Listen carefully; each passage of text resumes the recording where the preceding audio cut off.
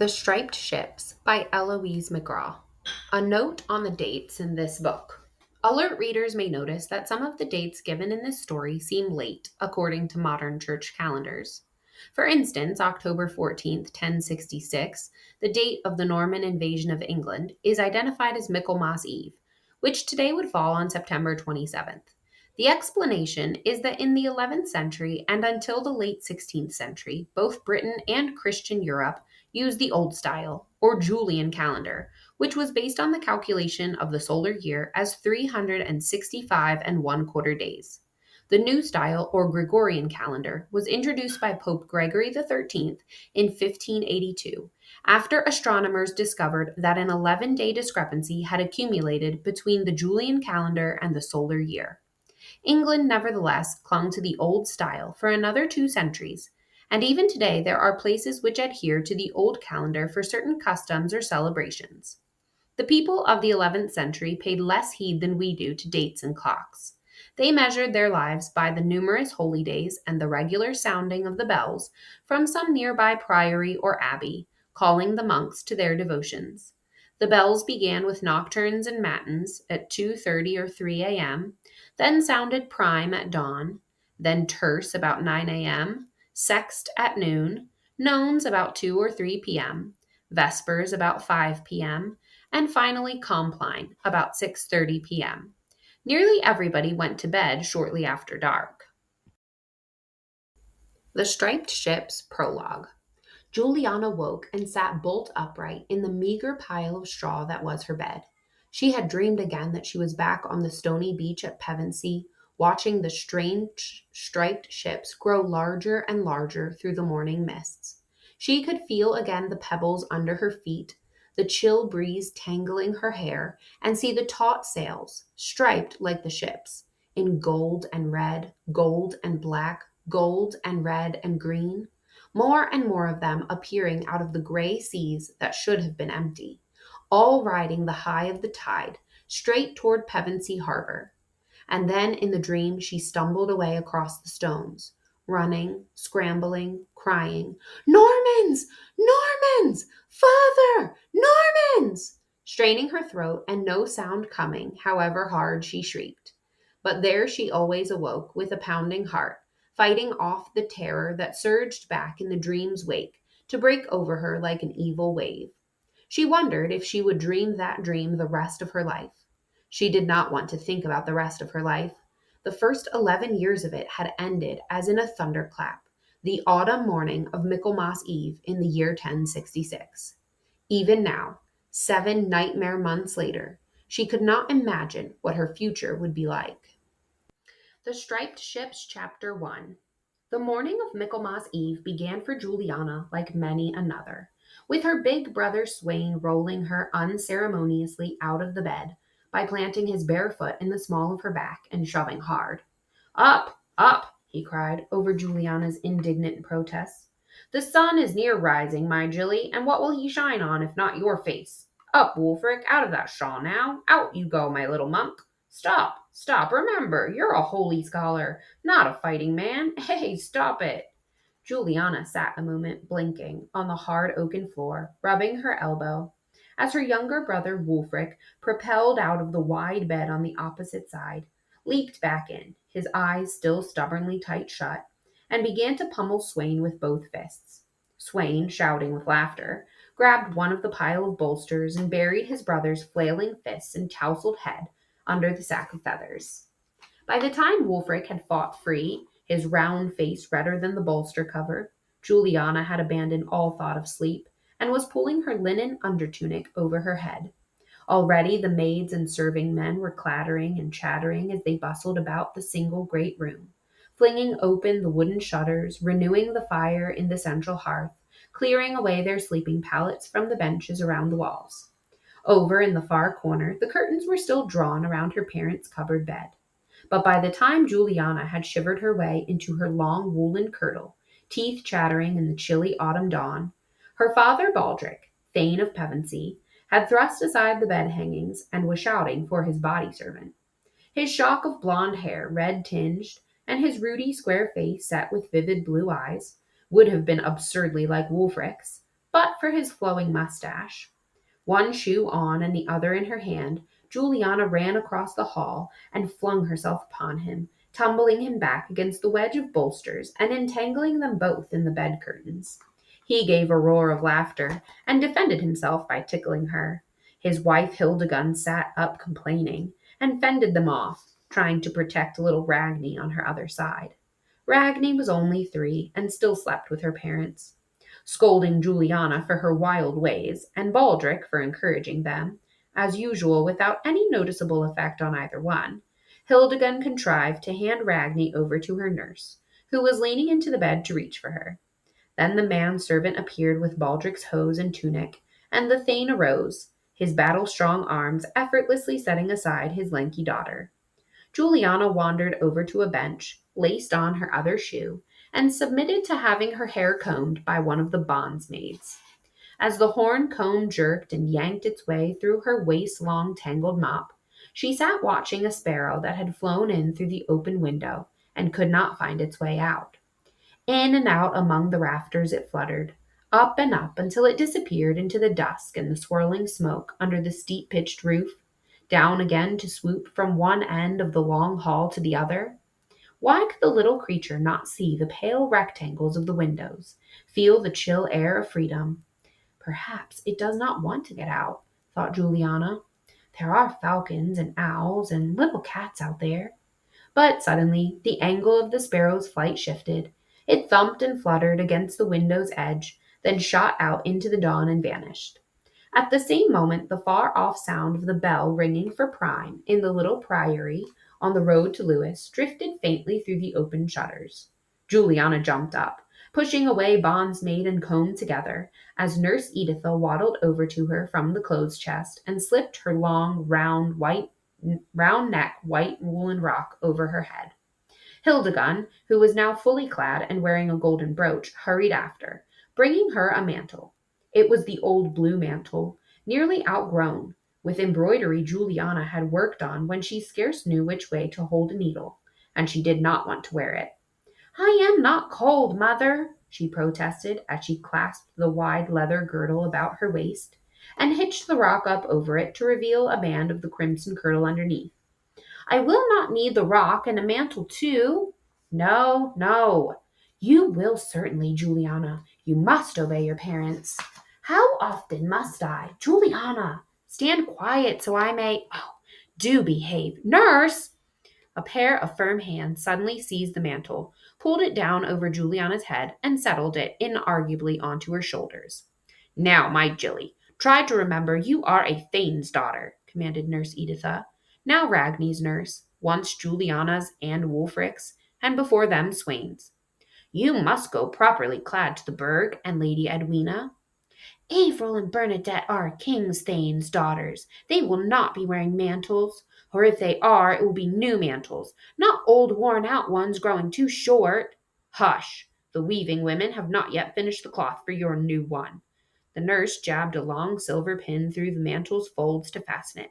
"Now, take a morsel of bread with you, and mind you don't linger on the road." "And sit up properly in Lady Edwina's presence," fussed Hildegund, "with your feet together as I have taught you. She will one day be your marriage mother, remember. And be diligent with your needle and comport yourself with— "Yea, so, mother, I will, goodbye." Juliana snatched a chunk of bread from the trencher the cook's boy had brought in, and had almost reached the door when she stumbled over a sudden obstacle and went reeling. It was Wulfric's outstretched foot. She saw when she whirled about. He was sitting on a bench, the other foot propped beside him, methodically winding the long leathern strips that cross-gartered his linen hose, and regarding her severely. "You lamed my elf, you did," he said. "I didn't then." "You did. Yesterday. You rode him when I said not." "I only went out to the hill field to watch them harvesting," said Juliana sulkily. "I did him no harm. He stumbled." "He doesn't like to gallop fast. Elf doesn't. Not like you and Swain. He's old, Jilly. You're not to ride him." "Only to the burg? This one morning? I'll bring you some more goose quills.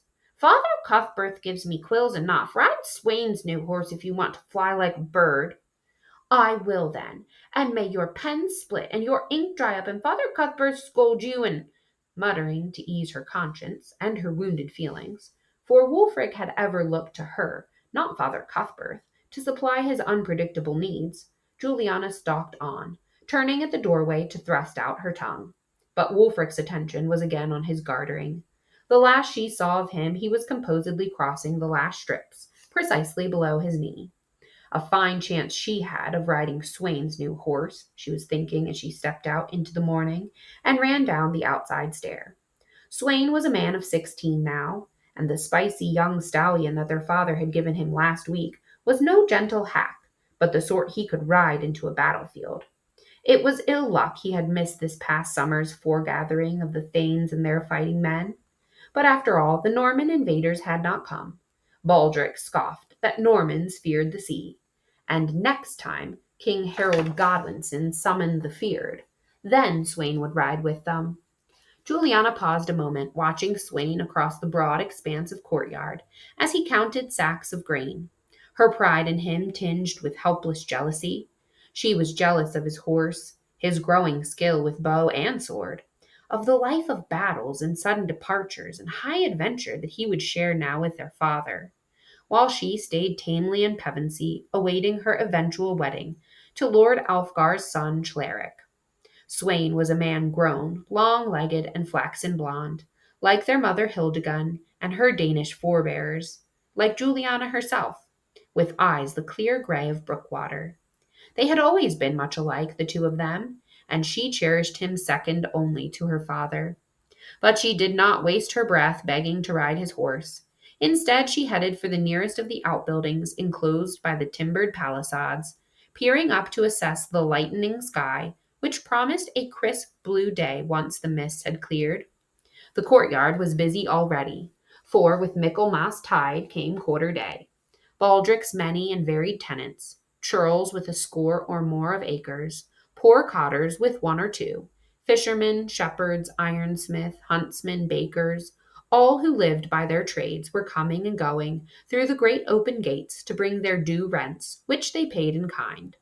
Stacks of firewood, new brooms, sacked grain, a sheep for slaughter, ironware for harnesses, eels and herrings, jug ale, the eggs in baskets, cheeses, cesterns of honey and salt, hens peering through the woven willow of their crowded coops, were all collecting steadily around the barns and sheds, or being carried into the half-underground storerooms beneath the hall. Old Lustwin, Baldric's reeve, stalked here and there with his tally board, marking the payments, and Swain was helping him. Juliana slipped unnoticed into the stables. One of the grooms peered out of a stall and came forward hastily, mumbling, "God's greeting, Thane's daughter." Greeting. Has Elf gone lame?" she asked anxiously. The man blinked and shifted his feet, and then blurted, he limps on the left fore." "Limps only, but is his leg cool?" "Cool as spring water, it is his hoof. I dug a stone out yestereve. 'Twas not there at midday, my oath on it. I am a good and careful—" "Be easy. If he's not lame, that's the end of it." Relieved, she put Wulfric out of her mind, reminding herself that one day Cleric's bride gift would make her the owner of 10 fine mares. But until then, vowing to tease her father yet again for a mount of some sort, even a pack pony grown too old for travel, Juliana ran out of the stables and toward the gate. A glance over her shoulder showed her Baldric just emerging from the hall, strong and splendid in his best scarlet, with his broad gold armbands ringing his upper arms, which she could not span with her 2 hands, his legs in their cross-gartered linen as sturdy as tree trunks. He strode toward Leswyn, greeting his tenants, and she hurried on her way unnoticed, into the narrow streets beyond the palisades, absently responding to the repeated, "God's blessing, Thane's daughter." "Oh, good morning, Thane's daughter," until she gained the Lewis road and left the town behind. It was a mile's walk along the old Roman way to the Burg, and already full light. The Burg, Lord Alfgar's hall and its stockaded courtyard, was 3 times the size of Baldric's, and boasted many more outbuildings, one of which was a separate sleeping chamber for Lord Alfgar, the king's thane, and his lady. Otherwise, it was much like home. Juliana ran up the outside stair and made her way through the long, busy room to the far end, where a space was kept clear of the servants cooking and mending and bustling, for a group of embroidery frames, at which Avril and Bernadette and three of the maidservants were already at work. Juliana slid breathlessly onto her stool between the Thane's two daughters, the sisters of her betrothed, and picked up her needle. Avril, eldest and ever conscious of it, shot her a reproving glance. But Bernadette, who was only 9, smiled a welcome and whispered, "Jilly, I think we will start the new wall hanging for the bishop. At least, well, they have fetched the linen from the weaving shed, so maybe. Mother says we are to design it ourselves, one panel apiece." "Ourselves?" Juliana echoed. "Following my mother's plan," Avril put in austerely.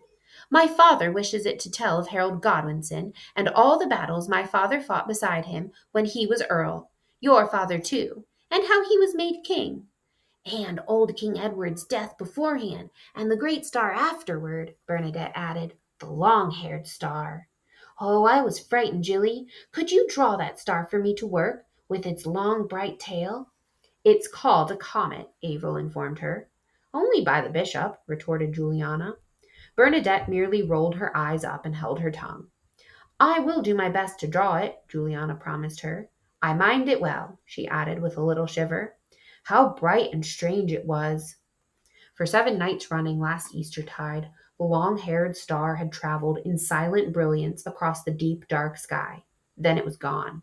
Everyone had been frightened. Well, perhaps not Baldric or Swain or Lord Alfgar, or their lord, Harold Godwinson, crowned a bare 3 months earlier, but everyone else. Clearly it was a portent. But whether of ill luck or good for the new king, few could agree, and no one knew. "Daughter, Juliana, do you sit idle?" Lady Edwina strolled toward them with her elegant head erect under the draped folds of her long green headrail. Her deft hands were busy with the drop spindle. "Persist with your work, my dears. I would like the bolster covers finished today." So the new hanging must wait, thought Juliana, as she reluctantly took up the old embroidering where she had left off. Think of tomorrow and the harvest fair, she told herself, as she craned her neck to peer out of the window beside her. A little glad after all of the mantle, for the shutters were flung wide and the air was still cold with the morning mists. Out there the vast curving sweep of the common fields was striped like a great embroidery with the colors of one man's wheat and the next man's barley. Some strips dark with turned earth, others lying fallow, but most were scythed and golden, studded with the fresh garnered shocks of grain. In the distance she could see a line of harvesters still laboring, bent and swaying in the familiar rhythm as they swung their sickles. By evening someone would cut the last sheaf, no doubt several men together, so the piskies and the corn elves could not place the blame on anyone. And then the sheaf would be wreathed with flowers and decked like a maiden and brought to the feast tomorrow in the market square at Pevensey. A whole cow would be roasted, and sheep and swine, and her father and Lord Alfgar would provide oceans of ale and mead, and every man, woman, and child would make holiday. But first, finish the embroidery. Tiresome, tiresome. It was not really tiresome, she admitted to herself as she reached for a new skein of yarn. It was sometimes bewitching to make flowers and figures grow on the taut linen, and it was always amusing to watch Lady Edwina pace back and forth, correcting, instructing, complaining about wasteful cooks and clumsy servants, and her aching head and her careless daughters, talking on and on in her placid voice as she moved here and there among the frames, always with a hank of wool hung on her shoulder.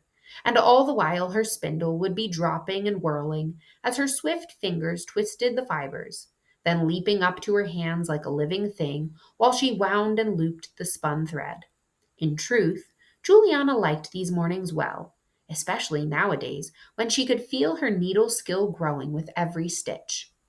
But today she did not want to sit still. She wished Bernadette had not mentioned the long-haired star. She did sit, fidgeting, though with her feet dutifully together, for the next 2 hours, minding her stitches and answering when she was spoken to. Then Lord Alfgar summoned his lady on some matter, and Bernadette tagged along, and a bondsmaid brought the infusion of comfrey to treat Averil's complexion. While no one was looking, Juliana left the hall. She did not really plan it, but once outdoors and then somehow across the stockade and out the gates, she could not turn back. She did not even look back, but ran and leaped and bounded as the faint notes of the priory bell drifted across the fields. It was ringing for terce. She swerved off the road and across the ditches and pasture, skirting the town and its houses and making straight for the sea. The stony beach was empty, save for the shorebirds, great gatherings of them, running and stopping on their spindly legs, and the gulls wheeling in wide silvery flights in and out of the mists, with the sea's uproar almost drowning their shrieking cries. Juliana pulled off her shoes, hitched up her kirtle, and ran too, wishing she could fly. But the pebbles hurt her bare feet, and so she dropped at last in happy exhaustion and lay back panting. It was then that she caught sight of the three striped ships lying offshore in the thinning mist. She sat up frowning, thinking them King Harold's, but then knowing them to be some other, for the king's fleet had sailed to London. Baldric had said so, and these were not at anchor, but approaching fast. Abruptly she was on her feet. Three more ships with bellied sails, striped in red, gold, black, green, appeared out of the mist clouds like phantoms out of the marsh. Behind them another 5 or 6 strung out, no, 8, 10, a dozen, small in the mid-distance, but swiftly looming larger, closer, as they rode the incoming tide. She whirled and scrambled away across the rocky shore, forgetting her shoes, making for the ruined Roman fort beside the harbor, where she clambered up onto the broken wall to look again. By then the dozen ships had swollen to scores, to hundreds, the nearest one so close she could see the carved beasts rearing on the tall curving prows, the fluttering standards, the rows of shields glinting along the gunwales, the crowded dark heads behind. She stood transfixed as the first sharp keel grated upon the shore, and a tall man sprang out. He stumbled, but recovered, grasping 2 fistfuls of England to raise high. Another ship and another beached and tilted steeply among the pebbles. More men swarmed over the low gunwales to splash shoreward in the shallows, coaxing overwrought horses to leap out after them, and she was so dumbfounded to see live, plunging stallions emerge from longboats that she barely realized how many men were pouring from them too, until the beach was black with them. The first horsemen already mounted and spurring toward the town, others in pairs, then clusters, then strung out lines running after on foot. Normans all. She knew them for Normans by their hairless faces and their close-cropped heads, shaven halfway up their skulls in the back. Frozen with disbelief, she crouched without moving until still more of them bearing timbers and tools started straight up the path to the ruins where she huddled. That wrenched her loose and sent her scrambling away from them along the top of the wall, half tumbling down from it on the opposite side, crying, "Normans! Normans! Father! Normans!"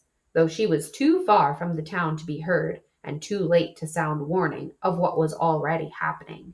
She ran on regardless toward the market square, shrieking warnings to villagers who all seemed to be running the other way and would not listen or stop.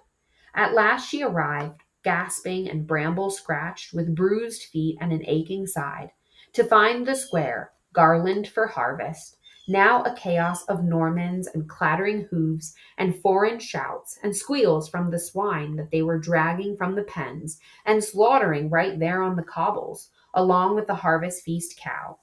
Alflade, the harbour master, lay bloody and still on his own doorstep. Ronwen, the bondsmaid, screamed and screamed. There were few Saxons anywhere, save those who were struck down and dying, or too old or young to flee, or those trying to hide in the churchyard. And there were no armed men of the Fyrd who came storming out with their battle axes, because there were none, none in Pevensey, or in their camps up and down the Sussex coast, where they had been all the long summer, waiting, gathered, and ready. They were scattered now to their own fields and harvests. Even Lord Alfgar's housecarls were busy at the burg on the road to Lewes. because who would have believed that sea-weary Normans would risk crossing the channel until spring?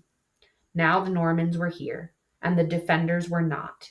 And where Lord Alfgar and Swain and her father were this minute, God alone knew.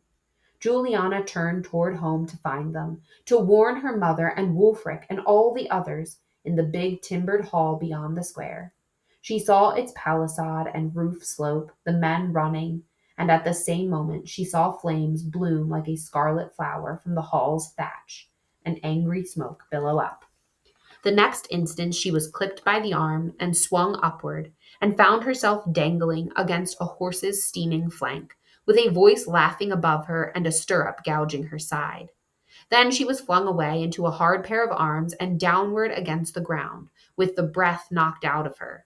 She was enveloped in a sour, sweaty stench. Gasping and shoving, she was conscious of a goat's bleating and someone screeching. There was a tugging at weight crushing her, and a voice that she knew was yelling, loose her, you demon! She's only a child! Let her go!"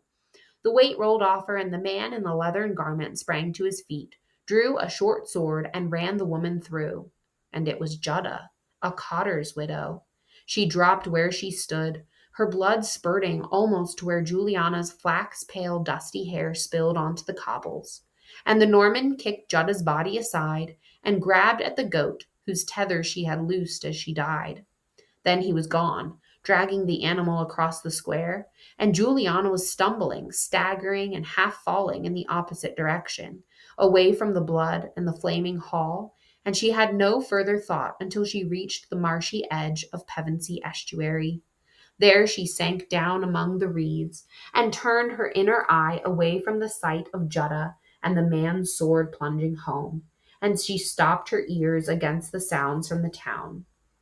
It was some time later, and she was no longer shaking, but stony hard and stony still, when the reeds rustled and a small child's face peered through at her, and then a second one, a little higher. "It's the Thane's daughter," whispered one to the other. After a moment she knew them. They were Jutta's children, who sometimes brought Jutta's rent payment of eels or eggs or bilberries to Baldrick's Hall. They had been waiting long, they told Juliana, for their mother to bring the goat. Their mother had said to run ahead to where the water's edge was here, and wait there until she fetched the goat. After another moment, for it seemed hard to think, and harder still to speak, Juliana whispered, "Where did she mean to take you?" "To our uncle at Wortling in the marshes. He's Grim the Salter, her brother. We have a boat yonder." Juliana stumbled to her feet. "Show me where it is." They hesitated, but then turned and led her through the reeds to the estuary, still full but sucking at its muddy banks now, because the tide was on the ebb. There was a small scull there and oars. "Get in, make haste," said Juliana. But now they resisted. "Will we not wait for our mother and the goat?" "We will wait for nobody and nothing," Juliana told them. And she lifted the boy into the scull and would have helped his sister after him, but she twisted away, crying that they must wait for their mother. "Your mother is dead," Juliana burst out at her. Her voice was harsh and shaking. "The Normans killed her. Mine too, no doubt. Will you stay until they kill us? Get in the boat!" She pushed the child after her brother, not heeding their blank and shocked faces, but stepping blindly into the scull. It rode deep with the three of them, but it floated. She took the oars and shoved off, and began to row.